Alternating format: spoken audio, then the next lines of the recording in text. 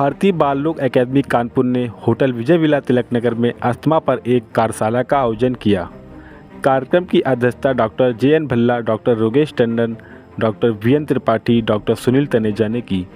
कार्यक्रम का संचालन अध्यक्ष डॉक्टर यशवंत राव व सचिव डॉक्टर अमितेश यादव ने किया। कार्यक्रम के मुख्य वक्ता बेंगलौर से आए डॉक्टर सुब्रमण्यम NK ने बताया, अस्थमा फेफड़ों की एक बीमारी है जिसके कारण सांस लेने की में कठिनाई होती है। अस्थमा होने पर श्वसन नलियों में सूजन आ जाती है जिस कारण श्वसन मार्ग सिकुड़ जाता है। श्वसन नली सिकुड़न के चलते रोगी को सांस लेने में परेशानी, सांस लेते समय आवाज़ आना, सीने में जकड़न, खांसी आदि समस्याएं होने लगती हैं।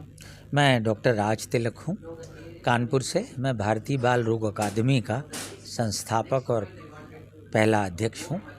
और उत्तर प्रदेश में जो कोई भी सांस की गतिविधियाँ चल रही हैं उनको केंद्र में रख के आज दमा के बारे में यहाँ के और आसपास के तमाम ज़िलों के जो बाल रोग चिकित्सक हैं उनको दमा के मैनेजमेंट में प्रशिक्षित करने के लिए एक कार्यशाला आयोजित की गई है, जिसमें दमा में पिछले दिनों क्या नया हुआ है और कैसे हम मरीज़ को ज़्यादा बेहतर आराम पहुंचा सकते हैं और लंबे समय तक उसके दमा को नियंत्रण में रख सकते हैं, इस बारे में विचार गोष्ठी हुई।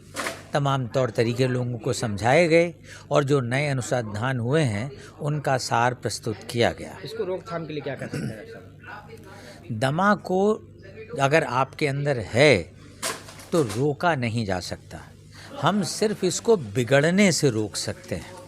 बिगड़ने से रोकने के लिए एक तो हमको उन चीज़ों से बच के रहना होगा जो हमारे दमा को उभारते हैं। दूसरा, वो तमाम दवाइयाँ जो हमारी संवेदकता को कम करती हैं और अति उत्तेजना से बचाती हैं, हमारे सांस की नलियों को उत्तेजित होने से बचाती हैं, उनका निरंतर और नियमित सेवन करना होगा। इसमें खान पान में कोई देखिए, खान पान के बारे में बातचीत बहुत की जाती है और लगभग आधे से ज़्यादा लोग समझते हैं खान पान से इसका संबंध है, लेकिन हमें ये ध्यान रखना चाहिए कि ये सांस की बीमारी है, ये पेट की बीमारी नहीं है।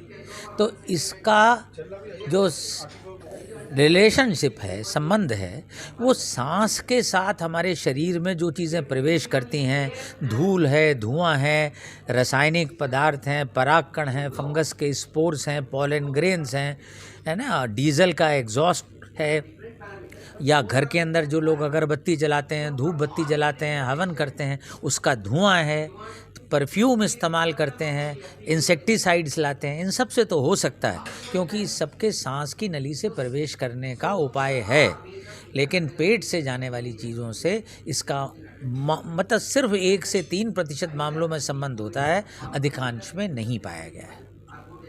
Sir, doctor Subramaniam from Bengaluru.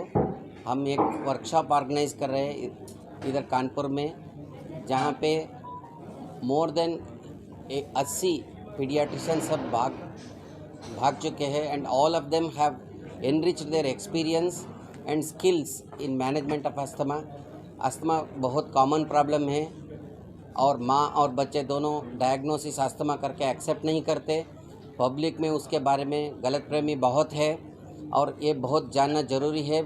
Paediatrician को कॉन्फिडेंस बढ़ाए, वो खुद कॉन्फिडेंटली सब माँ को और बच्चे को कन्विंस करें और खाली गोली और सिरप देने के बजाय इन्हेलेशन थेरेपी ले ले। MDI आता है वो, और स्पेसर और मास्क, और छोटे बच्चे में और बड़े में MDI विद स्पेसर, नहीं तो वो कैप्सूल्स इन्हेल करने का वो सब लेना पड़ता है। उसके लिए और बच्चे का हालत अच्छा रखने के लिए एनवायरनमेंट, घर ठीक रखना, धूल को कम करना और सफाई अच्छा रखना, और all these precautions which they have to take. And दूसरी बात यह है कि इनहेलेशन थेरेपी लेने के बाद, सिम्टम कंट्रोल होने के बाद अपने आप छोड़ने का नहीं करना है, वो आगे भी बढ़ाना है।